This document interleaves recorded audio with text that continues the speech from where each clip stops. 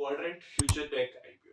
अगर हम बात करें इस आईपीओ को, तो मार्केट में इस टाइम पे इसकी डिमांड आई थिंक काफी अच्छी खासी चल रही है। काफी ऐसे लोग हैं जो अप्लाई करने का प्लानिंग अभी इस आईपीओ के अंदर कर रहे हैं, क्योंकि कंपनी बहुत मजबूत लग रही है। अगर आप आज के डेट में कंपनी के फाइनेंशियल्स की बात कर लो, फंडामेंटल्स अगर आप इसके अंडरस्टैंड करो, कंपनी के कुछ बेसिक वर्क स्टाइल को अगर अंडरस्टैंड करो, तो कंपनी हर जगह से लगभग ठीक ठाक दिख रही है। एक अच्छी पॉजिटिव वाइब्स आ रही है कि हाँ, अगर हम इसमें अप्लाई करने का प्लानिंग करते हैं लॉन्ग टर्म या शॉर्ट टर्म के हिसाब से, तो मे बी यहाँ पर ग्रोथ का चांस काफी अच्छा खासा हो सकता है।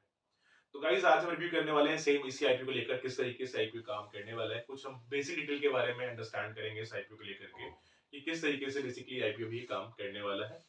3 पॉइंट्स से अंडरस्टैंड करने वाले हैं हम इसको। First of all we will discuss about the GMP. इनकी जीएमपी इस टाइम पे कितनी क्या हो सकती है। जीएमपी के अलावा डिस्कशन करने वाले हैं द मोस्ट इंपॉर्टेंट थिंग, इनका फाइनेंशियली फंडामेंटल अभी इस टाइम पे कैसा चल रहा है, कंपनी मजबूत है कि नहीं है, अभी कितना इनके ऊपर कर्जा है, कितना इनका आरओई, आरओसीई, आरओएनडब्ल्यू कितना इस टाइम पे चल रहा है, जिससे हमें एक आइडिया मिल जाए मोटा मोटा कि कंपनी इस टाइम पे कितना पोटेंशियल रखती है, मजबूत भी है कि नहीं है। एंड हम डिस्कशन करने वाले हैं आईपीओ कुछ बेसिक डिटेल्स के बारे में। तो बने रहिए स्टार्टिंग से लेकर एंड तक, ताकि आपको इन्फॉर्मेशन प्रॉपर तरीके से मिल सके। एंड अगर आप इस चैनल पे नए हैं तो प्लीज सब्सक्राइब दिस चैनल। अगर आपको वीडियो पसंद आती है इसे लाइक करें, इसे आगे शेयर करें। सब्सक्राइब करने के बाद बेल आइकन जरूर प्रेस करें, ताकि जो इस टाइप की वीडियोस है उसका अपडेट आपको टाइमली बेसिस पे इन फ्यूचर मिलता रहे। फर्स्ट ऑफ ऑल, अगर हम डिस्कशन करें यहाँ पे इस आईपीओ के जीएमपी के बारे में, GMP is the very important thing. जब भी हम कोई आईपीओ अप्लाई करते हैं, तो हमेशा हम जीएमपी को भी अंडरस्टैंड करते हैं। जब भी हम अगर लिस्टिंग गेन के हिसाब से, स्पेशली अगर मैं अपनी बात करूं, मैं हमेशा लिस्टिंग गेन के हिसाब से मोस्टली अप्लाई करता हूँ कोई भी आईपीओ। वैसे मैक्सिमम केस में तो नहीं मिलता है, लेकिन जब मिल जाता है तो मेरा प्लानिंग यही होता है कि मैं लिस्टिंग इनके हिसाब से अप्लाई करूं। बहुत ऐसे कम आईपीओ है जो मैं लॉन्ग टर्म के हिसाब से प्लान करता हूं। स्पेशली हो सकता है काफी ऐसे लोग होंगे, मे बी आप, हो सकता है आप भी ऐसे हो। लेकिन इस टाइम पे की जीएमपी जो है वो काफी शानदार दिख रही है। हालांकि जीएमपी गारंटीड नहीं है, this is not the fix, ये कोई गारंटीड नहीं है, बट फिर भी जीएमपी का अंदाजा प्रॉफिट 72% का दिख रहा है। अंदाजा ये लगाया जा रहा है कि लगभग 72% प्रॉफिट के हिसाब से ये आईपीओ मार्केट में ओपन हो सकता है। ये गारंटीड नहीं है, ये सिर्फ एक एस्टिमेटेड आइडिया है, लेकिन जीएमपी से हमें एक अच्छी वाइब्स ये मिल जाती है कि जब भी जीएमपी 20% से ऊपर रहती है, तो एक अच्छा साइन देती है वो कि हाँ, हो सकता है कि प्रॉफिट यहाँ पर काफी अच्छा रहेगा। तो यहाँ पे 20% नहीं, यहाँ पे 70% से इस टाइम पे इनकी ऊपर ही जीएमपी आ रही है।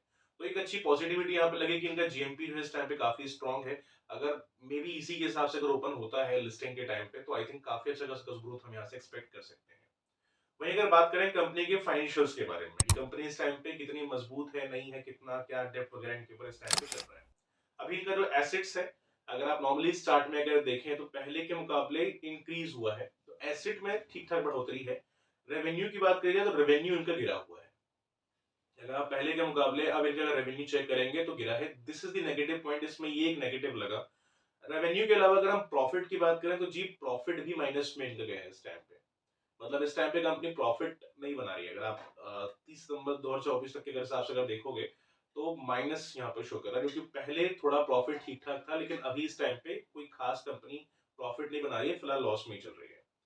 वहीं अगर हम बात करें इनके ऊपर कर्जा की, तो यहाँ पे जो कर्जा है पहले के मुकाबले इंक्रीज किया है। लगभग इन्होंने कर्जा, थोड़ा सा कर्जा भी यहाँ पर इनका बढ़ा हुआ है।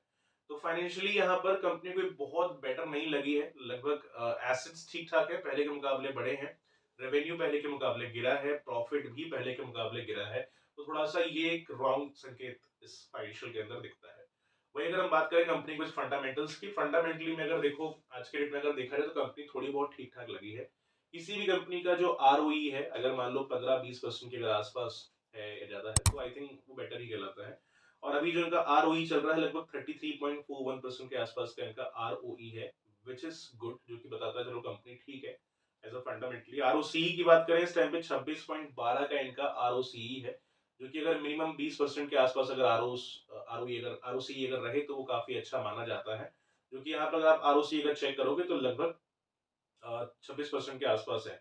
अगर आप आर ओ एन डब्ल्यू अगर चेक करें, तो 33% के आसपास का इनका भी आर ओ एन डब्ल्यू भी चल रहा है, जो कि दर्शाता है कि ये भी काफी अच्छा है। क्योंकि मिनिमम जो आर ओ एन डब्ल्यू का जो क्राइटेरिया होता है, अगर मिनिमम की बात करें कितना बढ़िया है, तो आर ओ एन डब्ल्यू अगर मान लो 15% अगर है कम से कम, या उससे अगर ज्यादा भी अगर है, तो काफी अच्छा माना जाता है। तो फंडामेंटली कंपनी ठीक ठाक लग रही है। फाइनेंशियल्स में इतने अच्छे पॉइंट्स वहां पे नहीं लगे, क्योंकि कंपनी, पहली बात यह है कि रेवेन्यू पहले के मुकाबले काफी अपना घटा चुकी है। रेवेन्यू के अलावा जो इनका प्रॉफिट है वो भी काफी गिरा है। तो एक ये चीज है, थोड़ा सा लॉन्ग टर्म में जाने में यहाँ पे शक हो रहा है। बाकी अगर लिस्टिंग के हिसाब से अगर प्लानिंग करना चाहे, तो मे बी हम प्लानिंग इसमें कर सकते हैं। बेसिक डिटेल्स के बारे में, तो ये जो आईपीओ है ये ओपन होने जा रहा है कब से? 7 से। आप इसको 7 तारीख से लेकर के इसको 9 तक अप्लाई आप कर सकते हैं। लिस्टिंग डेट यहाँ पे रखा गया है 14th ऑफ जनवरी का। और प्राइस यहाँ पे जो फेस वैल्यू रहने वाला है वो ₹10 पर शेयर के हिसाब से यहाँ पर फेस वैल्यू रहेगा। लॉट साइज यहाँ पर 50 शेयर्स का यहाँ पर लॉट साइज रहने वाला है। प्राइस बैंड यहाँ पर रखा गया है ₹275 से लेकर 290 पर शेयर के हिसाब से। वही अगर हम बात करें मार्केट कैपिटलाइजेशन की इनकी, तो अभी जो चल रहा है ये 1160 करोड़ के आसपास का इनका मार्केट कैप हो सकता है। उसके अलावा अगर इन्वेस्टमेंट्स की बात करें, अगर आप रिटेल इन्वेस्टर हैं तो मिनिमम अगर आप एक लॉट अप्लाई करते हैं तो 50 शेयर्स यहाँ पर रहेंगे और अमाउंट जो कम से कम रहेगा वो 14,500 रुपए के आसपास रहेगा। वहीं अगर आप रिटेल में अगर मैक्सिमम की बात करें तो यहाँ पर 13 लॉट्स अगर आप लेते हैं तो 650 शेयर्स लगभग मिलेंगे और इन्वेस्टमेंट 1,88,500 के हिसाब से लगभग यहाँ पर होगी, 1,88,500 समथिंग। अगर आप एच कैटेगरी में आते हैं तो उससे आप एक अंदाजा लगा सकते हैं, मैंने लिस्ट यहाँ पर ऑलरेडी लगा चुका है। तो ये कुछ इसके बारे में बेसिक डिटेल्स हैं। अगर हम अंडरस्टैंड करें ओवरऑल अगर इस आईपीओ को कि हमें इसको लिस्टिंग इनके हिसाब से अप्लाई करना चाहिए कि लॉन्ग टर्म के हिसाब से करना चाहिए। गाइस फर्स्ट ऑफ ऑल देखिए, आपके लिए कोई रिकमेंडेशन वीडियो नहीं है, मैं आपको ये आईपीओ रिकमेंड नहीं कर रहा हूँ, बट स्टिल अगर मैं आपको अपनी अगर मैं खुद को अगर राय दूं कि भाई तुम इसमें अप्लाई करना चाहते हो कि नहीं चाहते हो, तो basically I am planning to apply this, but मैं लॉन्ग टर्म के हिसाब से प्लानिंग नहीं करने वाला हूँ क्योंकि मैं लॉन्ग टर्म के लिए बहुत कम ही करता हूँ वैसे भी, नॉर्मल केस में भी। और यहाँ पर कंपनी को इतनी फाइनेंशियली मजबूत नहीं लगी है कि हम लॉन्ग टर्म के हिसाब से जाए, फंडामेंटली थोड़ा बहुत ठीक है।